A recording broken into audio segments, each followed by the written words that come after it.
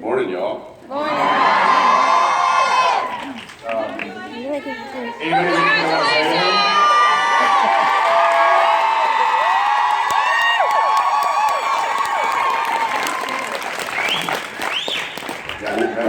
What happened? Jensen, thank you for being here. Yeah. It's a nice scarf. It's slimming. Slimming. Vertical stripes. Yeah, well, we'll get this out of the way. Everybody's doing good. Mom's doing good. Babies are good.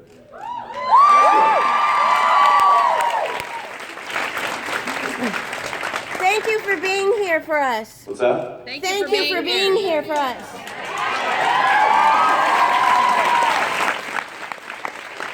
I really didn't have a choice. Yeah, you I told Daniil, I was like, listen, I should probably stay, right? I should stay. It's been 2 days. I can stay. You got to be here for another couple days. I'll just stay. She's like, no, you won't. Give me some space for my kids. In all honesty, though, she was like, no, go. It's a last minute thing. They canceled because she was due next week. So it was like, all right. And then we only work, I think, Monday, and then we're flying back Tuesday for the rest of the week. So I was like, all right, well, if I was working all this next week, then maybe I would have stayed. But I'm like, you know what? I'll be gone for 2 days and I'll be back. So and I'll be back for a long week, and so it'll be good. So yeah. Gotta close out the year properly with y'all. Yeah, that was fun. That was cool. We were. It was quite the story getting home. Yes. Just kind of put it in perspective, we were working at 10 p.m. in Vancouver, and they were born 6 hours later in Austin, Texas. And somebody decided to come up to me about 8 o'clock in the evening. He was like, "Here's your passport, right?" And I was like, I'm like, Oh no. I'm like, oh no, I forgot my passport. Of course I have my passport. We travel every week. You've never asked me that. Why would you ask me that? It's just stupid. I know exactly where it is. Meanwhile, I'm getting death glares from like everybody on set, like, quit worrying him. He's already worried enough. Like, I'm just saying. He's never forgotten his passport. It's been 12 years. I was like, all right, I'm just saying. I'm like, why would you ask me that? Of course, it's right there in my bag. It's the exact same pocket it's always in. Why would you ever ask me? He's like, I'm just saying, if you touched it today. I'm like, seriously? And over his shoulder, the whole crew was like, And I'm like, I'm sorry, everybody. He's freaking me out. I got to go back to my trailer and make sure my passport's in my bag. So I go back to my trailer. Guess what's not there? I instantly was like, funny, Jared. I was like, okay, nice. I thought we agreed a long time ago not to prank each other. This would be a bad time to prank. Safe place. And then I quickly realized that I remember exactly where it was, and it was in Austin, in my inside jacket pocket that I wore home last time. Go Jared, yeah? I like my stress in layers. I like to want to really pack it on. Yeah, he walks back on So the I set. walk back on the set. He's like this. And we're shooting a scene, and we're by a big lake, and we're at a house that we've built, and I'm on the porch, it's like 8 feet up, and I can see him off in the distance, about 20 feet away, and he's like doing the T-bow and like taking it. And I'm like, something's going on with him. Maybe Daniil like went into labor. And then it's like, okay, Jensen, we need you on the porch, yada yada. And he walks up, takes a knee again, and goes, oh, I don't know how you knew. And I was like, we had a conversation half an hour before. I had to shoot a couple of shots, and there was a stunt. And I was like, I don't know what he's talking about. Like, that's kind of cryptic. And I was like, how I knew what? He goes, it's in Austin. And I was like, oh, the passport thing. We did get home. So luckily Nexus passes and whatnot sufficed. So it was funny. Yes. The day started, and he's usually a pretty cool cucumber, and we've known each other for a long time, and we shoot. We've had stressful moments. We've had surgeries and other births and yada yada, birthdays and weddings and stuff to get to. We start the day, it's like 11 o'clock, and y'all need to thank Richard, by the way, also, because he kind of helped get us out. We started the day. Yeah, we could have very easily been filming until well past midnight. Yeah, well past birth. And we start the day, we're in the Impala, and we're doing like a little driving scene, literally just like driving up to the thing and stopping and getting out of the car. And we're sitting there, and like we're following, the scene is we're following another car, and they get out of the car, we get out of the car, and Misha gets out of the truck or something. And so there are a few moving elements, right? It's like you have to, and action and action, the Impala, and action the truck, okay. And it doesn't go perfectly the first time. And so we're sitting there, we're back at 1, and I'm checking emails on my phone. We're sitting in the Impala, as we've done for thousands and thousands of hours over the last 12 years. And it's, they say a good sign of friendship is when you can be silent around each other. We're silent around each other a lot. He's got his stuff, he's got to get done, and vice versa. And we're sitting in the Impala, and I'm like responding to some stressful emails, and he's like, hey, so you think there's like 117,000 miles in this, or like 217, maybe 370,000? And I was like, I don't know. I mean, it's a 50-year-old car, probably too. I mean, I don't know. I know they try to. As many hours as we've sat in that car, I've never looked at the odometer and been like, huh. And then he's like, so how are you liking that phone case, man? I'm like, Jensen, take your anxiety elsewhere, dude. It's gonna be all right. You think this is hand stitched? You think it's original? I'm like, shut up, dude. Like, through emails, it's gonna be fine. And then he's sitting there like, why are we not rolling, guys? Picking up the walkie. Are we rolling? Guys, are we rolling? Like, when is it gonna be action? I'm like, let me take the walkie away. I just picked the one. It was like, twins. That was code word all day. That was the word of the day. Whenever things were going a little slowly, or we were goofing around, which happens a lot. It was like, twins. Oh yeah, right. I'm like, back at it. But happy and healthy and safe and sound.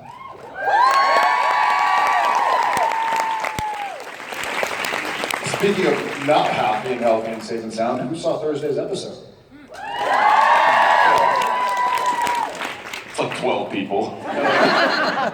Y'all are still airing? I think I got canceled years ago. I'm on season 4.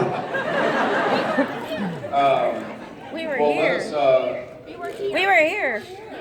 Oh, sure. Likely excuse. We were at the Supernatural convention. We couldn't watch Supernatural. Netflix? iTunes? Did y'all say Misha? I love that the explanation is Misha! Did anybody, before we just sit here and jibber jabber, did anybody have anything they wanted to say or shout or ask? Yes. I was wondering how they filmed the scene where they took the blowtorch to your foot. They grabbed the blowtorch and they took You'll notice he's got a slight limp still. Yeah, it's still kind of, one of the funny things, when it was written, and I read this, so you usually get, as an actor, you get like the first 3 or 4 scripts during the summer, so you kind of know where the direction is going, and usually you're also in Los Angeles, you can have meetings with the writers and say, hey, what's going on? When I read it originally, she was pouring gasoline on my leg and lighting my leg on fire. And I was like, that's gonna be pretty intense, guys. Like, even like supernatural ointment wouldn't really get rid of that. And so Phil went to the writer's room, he's like, hey guys, it's gonna be really intense, plus like, it's a lot. I mean, his leg would be mincemeat. He would probably die. Like, it would be kind of unbelievable. Not that Supernatural is purely believable. That was a bit too much of a stretch. And so he was like, what about a blowtorch? And all the writers who, unsurprisingly, have never used a blowtorch were like, that's not scary. And so Phil was like, got it. The next day, Phil brings in a blowtorch and is like, okay. They started walking, they're like, oh, get it away, get it away. He's like, can we use a blowtorch? They're like, yeah, I gotta go change my diaper. There are no supernatural writers in this room, right? So the way we shot it was we did the scene with me normal feet, and she just held a blowtorch, turned it on, brought it close, turned it off, and went so it's visual effected in. And then I went off to the special effects makeup trailer. They put what looked like 2 strips of bacon on my photo. Not the Denny's special. And then came back in and kind of did an overlay, and they can layer it on top of each other. And it was gnarly. I mean, I was there, and I was watching it going like, that's my gross face. Where's Sammy? But it was fun, and it turned out really well. Yeah, thank you. No. I'm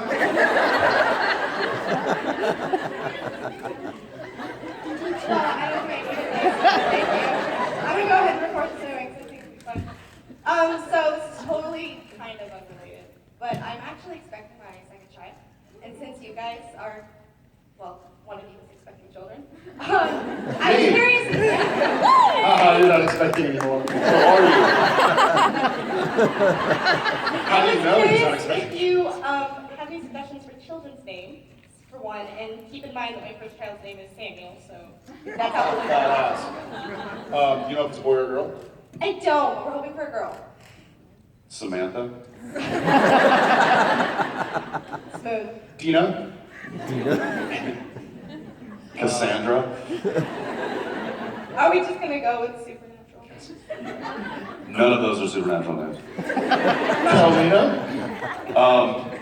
It was Samuel. Don't laugh at that. Does that have any ties to your family? Was that?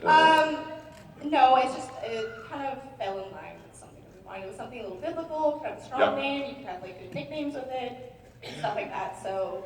Were you asking how we came up with our names? Yeah, like, did you have any like strong winners outside of what you chose or what you're thinking? We actually didn't have a name for our son for until basically last night. Until he existed. Yeah.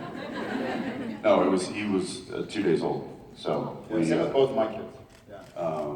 And Zeppelin, what we chose, wasn't even in the running. Like that literally came out of left field, and it actually, a lot of people probably associate it with the band, which is great, but actually the way we came, or the way I found that name was his cord was actually tied in a knot. Oh, cool. But it wasn't cinched, and everything was fine. It was loose enough to where it still did its job, but it was tied in a knot. And there's a knot known as the Zeppelin bend, which is what they use to tether the Zeppelin blimps. And it tethers two ends together. Oh my It's a very God, strong really? knot. And so we named it Zeppelin. That's really cool. You're not serious.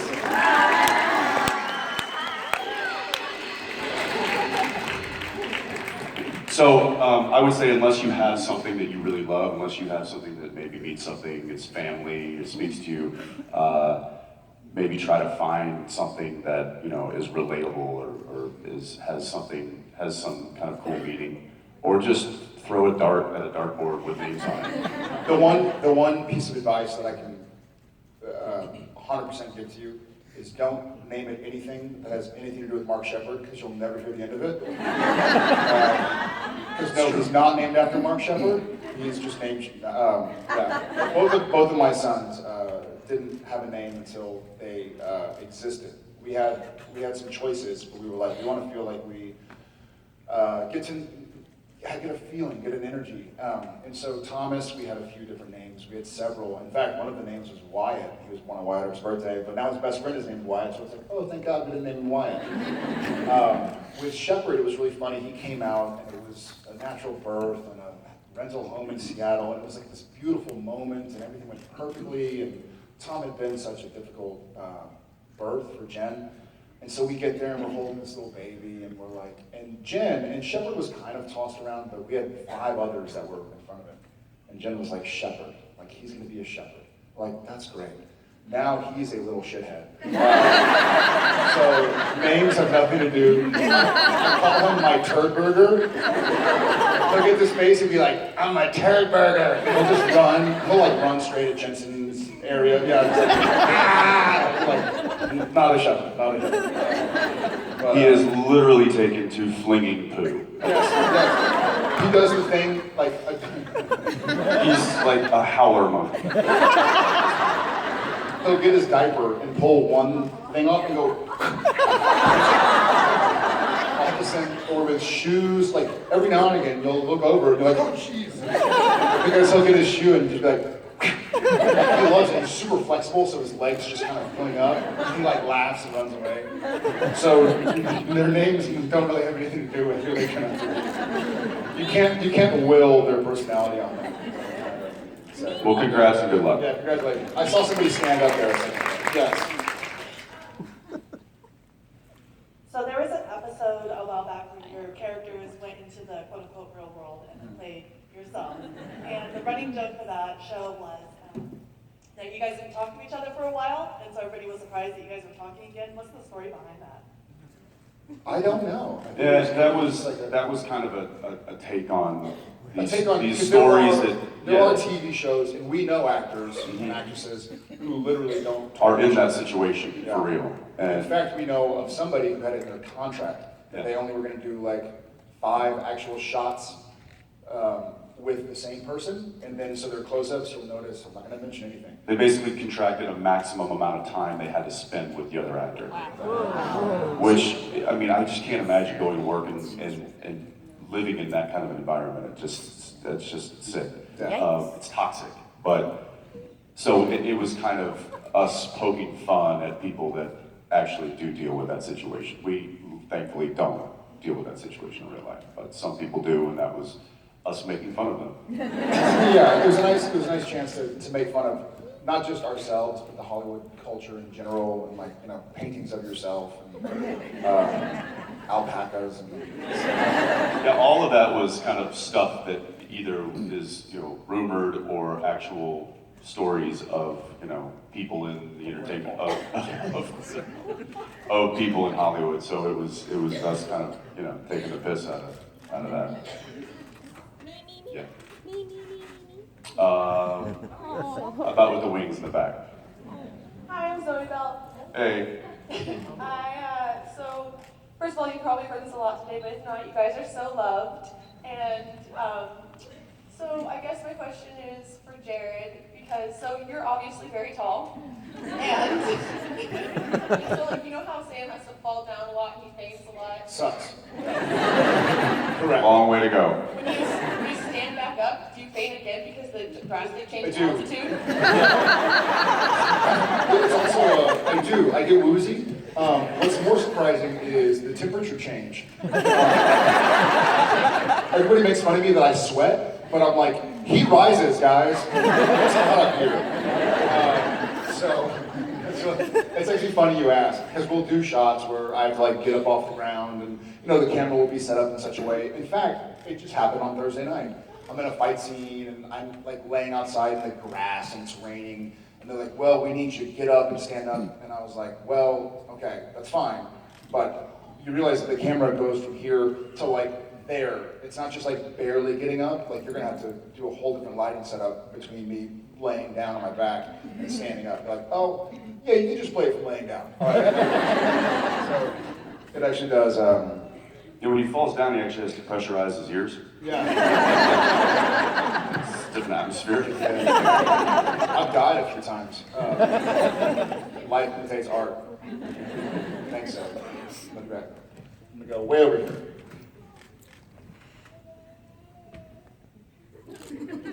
Easy for you to say. Okay, so first, I love you guys so much. Love you back. You're like amazing people, and so. Will you tell my wife that?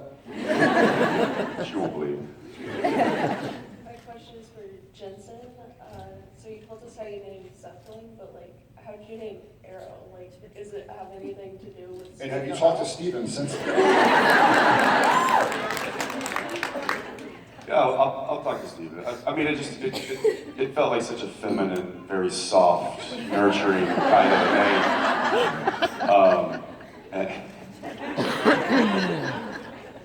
No, I like that name, and she liked that name kind of from the get-go, and that was in the running, and then we kind of waited to pull the trigger on both of them until we saw them. We had some others for Zeppelin, but that Zeppelin came out of left field because that was the whole important thing. But Arrow, we knew we was a front runner, and I think we just we wanted an A, just kind of like an AA. So that kind of of started it. I don't know. Arrow was just kind of out of left field too. I liked it a little different.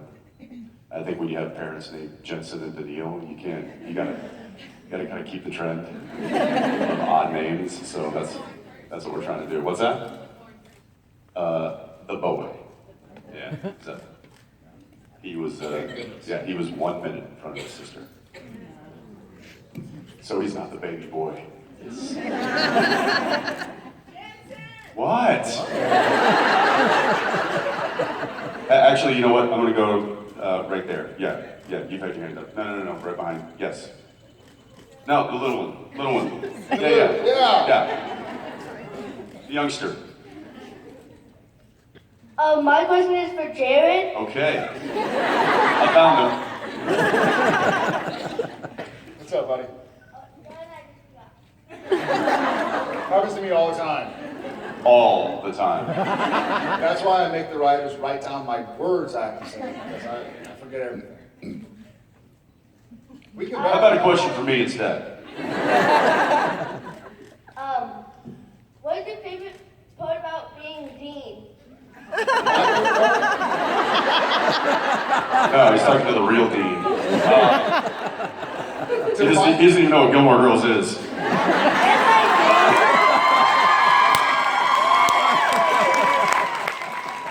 Well, you shouldn't.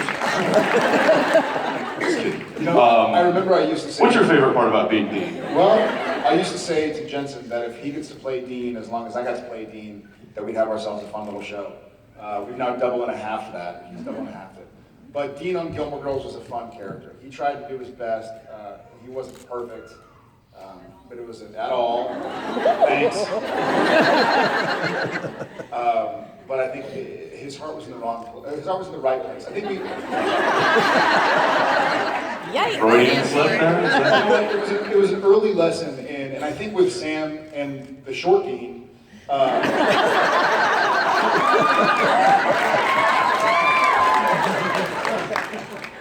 don't have to pressurize my ears. we've seen how sometimes your heart being in the right place, you still can make a wrong decision. I think I got an early taste of that with Dean on Gilmore Girls because he obviously made some mistakes, but I believe that he was a good person. At his core, he just didn't really know how to go about doing it. And so it was an early lesson in what kind of we've been able to expand on in Supernatural. So it was a lot of fun. I like your shirt, man. I'm way over here. Who's the over-hearist? Anybody over? Yes. How was it working with Rick Springfield? She asked how it was working with Rick Springfield. That, all right. Take it easy. She's like, ah! Oh my gosh, that came out of nowhere. That was me, right? I just did that? Oh my God.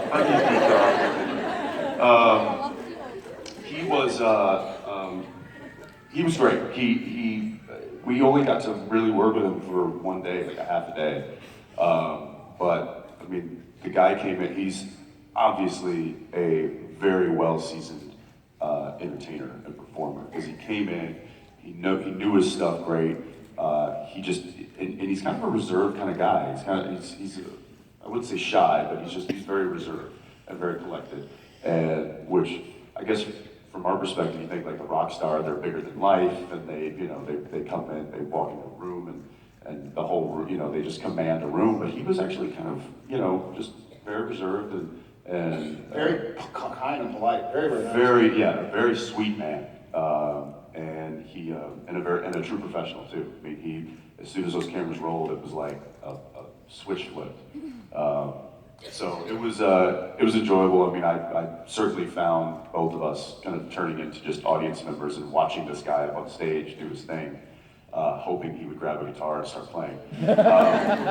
But yeah, it was great. I wish we'd have gotten more time with him because he was a sweet man.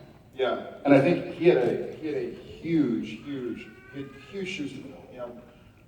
We've all kind of been living in Mark Pellegrino's shadow, those of us who have had to play Lucifer at Mark. Thanks a lot, Mark. And those who haven't, still living in his shadow. Exactly.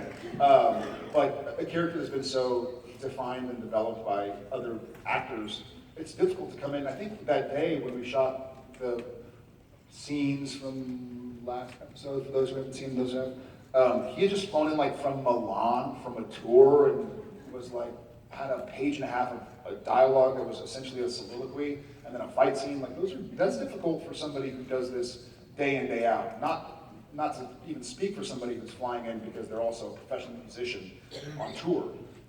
So he really is a rock star of a person. Yeah, he earned our respect very quickly. Big time. Yeah. Okay, red dress. My question is for Jared. My question is for both of you. Have you guys actually attended or seen an actual autopsy? Because you guys have a lot of scenes where you're like poking around in a dead body. Back away slowly, Jensen.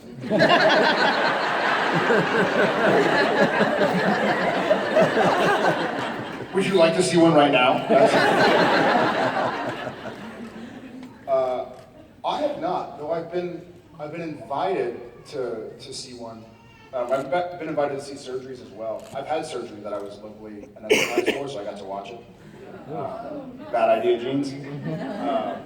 But I've never seen an autopsy. Is that legal to see? Oh, okay. Okay. We have technicians and people who Yeah. in that field that come and kind of guide us through what what should be done, what we would be looking at, and all that kind of stuff. So no, we haven't actually experienced one personally, but we've been coached through them by people that have. So yeah. The coaching usually consists of, okay, here's where you don't throw up. Here's where you don't pass out. Right. Or here's where you throw up. Here's where you throw up. Okay, pass out. Right. There's a bucket. I guess I'd like to see one. I kind of have a macabre sense of curiosity. Yeah, I guess is fun the word? That would be a unique experience that I would enjoy very much. I think How about educational? That would be educational. It's research. Sure, it's fascinating. Yeah, Yeah. it would be research. Wow, a lot of hands just went up. I'm gonna go. I'm seeing two hands going left and right. I don't know if they belong to the same person, but they're. Yes, that caught my eye. I'm like a Tyrannosaurus. Like I sense movement. Hi, Jensen, Jared. Hey. Jared. Nice to meet you. Right on. Right. Good choice. I doubt he chose it. How do you know that?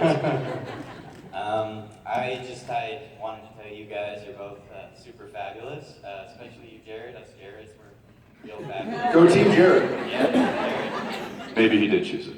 Single, by the way, ladies.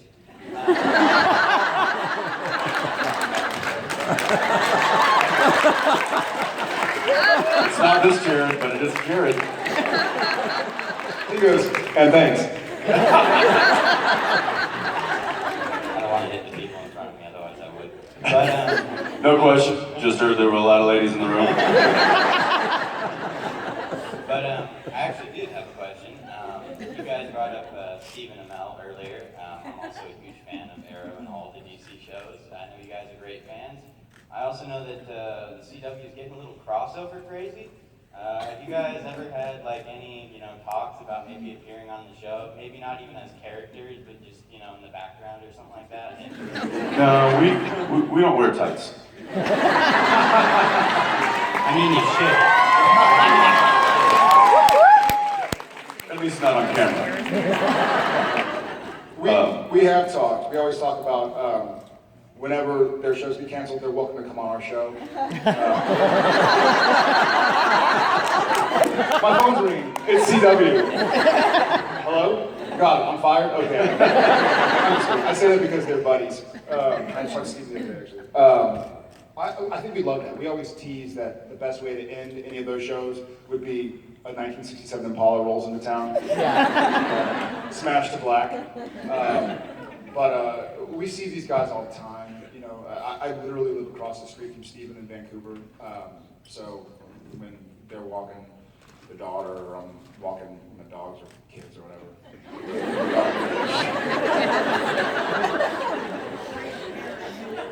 Another phone call. Yes. Just work, services. Prison? Got it. I don't leash my children. It'd be a lot of fun. I think logistically.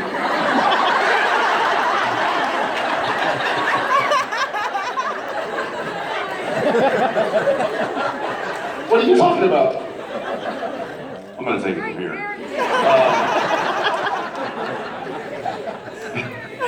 The good thing is there's not a whole lot of shows that we can cross over with. I think that, and I say that because though it sounds like a cool thing, and it probably is very cool for the fans of those shows, knowing those guys and knowing the people that work on those shows, it is a logistical nightmare for them because they're not, it's all separate contracts. So if Steven films until midnight on Arrow, then he actually could start working at 4 a.m. on Flash, and there's no union regulation that says he gets to have a 10-hour turnaround or something. He literally just has to work and work, and it's also to have that many characters on that many different shows with that many different productions going on, and then to logistically have them all be at the same place at the same time. I've just heard it's like made people go insane. So we're just quietly off doing our own thing, not having to deal with any of that. We kind of like it. We're just over in the corner having kids. Yep. We're just building the next Hunter army. No big deal. Speaking of which, I think that's it for right now, guys. We'll see y'all later. Love y'all. No awe. We'll be back. We'll be back. We're gonna meet some of y'all, take some photos. Thank you, guys.